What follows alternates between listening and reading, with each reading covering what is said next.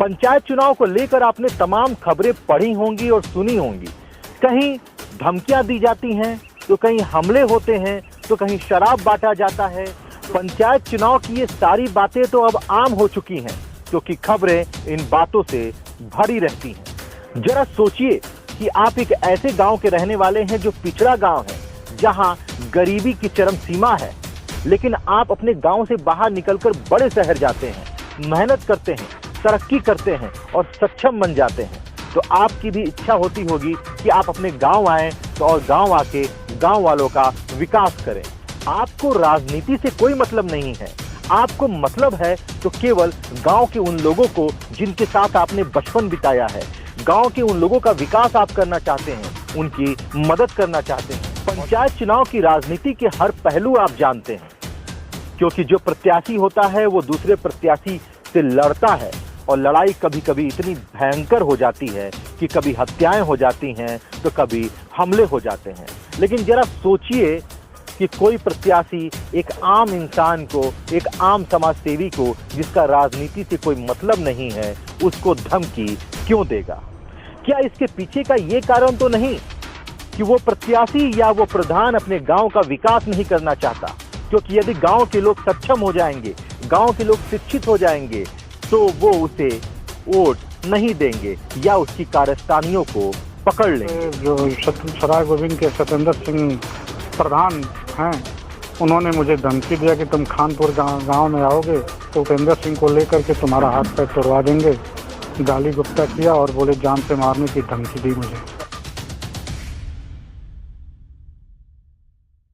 ये घटना है जखनिया विधानसभा क्षेत्र के मनिहारी ब्लॉक के खानपुर साहनी ग्राम सभा की, जहां एक व्यक्ति को, एक समाजसेवी को, जो वहीं का निवासी है, जो सक्षम है, जो अपने गांव वालों की मदद करना चाहता है, उसे जान से मारने की धमकी दी जाती है।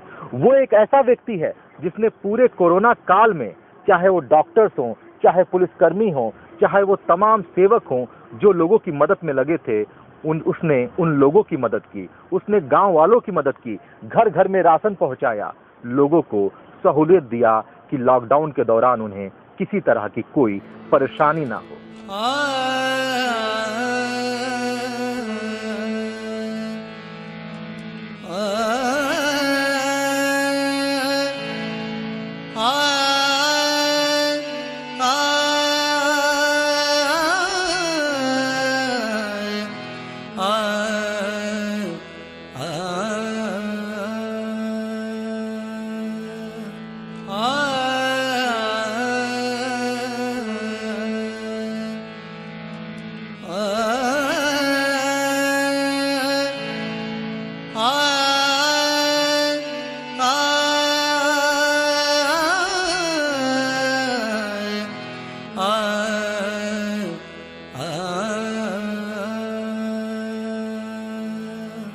वो समाजसेवी लगातार अपने गांव वालों की मदद करता रहता है।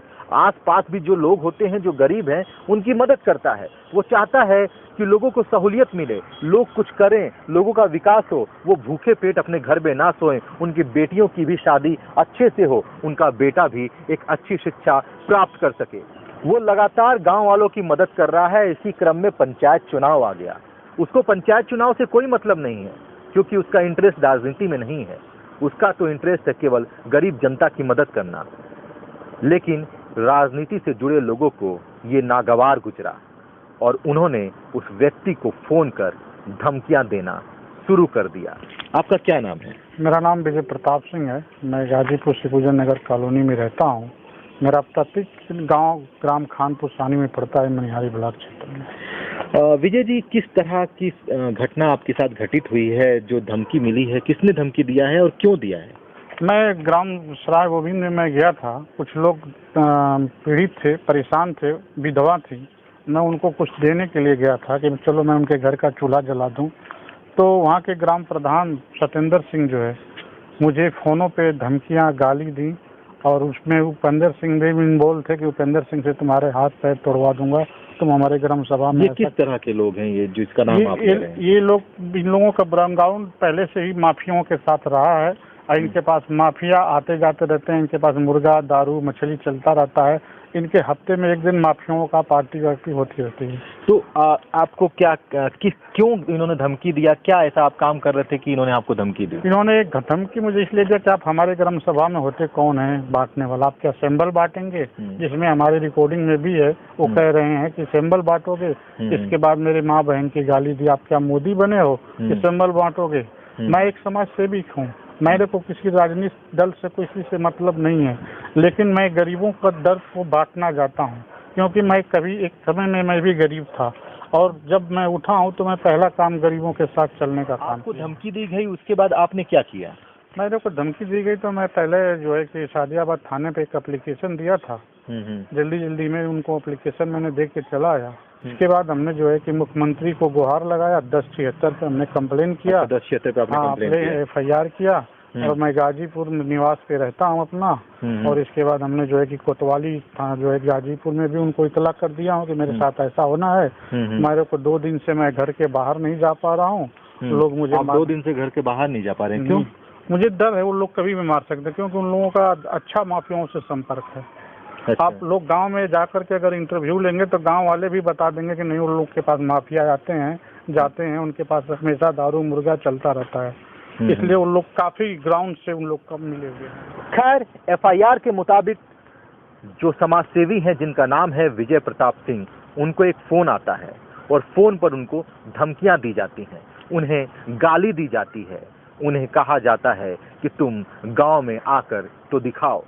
क्षमा चाहता हूं कि मैं उस ऑडियो क्लिप को आपको नहीं सुना सकता, क्योंकि वो सुनने लायक नहीं है, आप तो समझ रहे होंगे।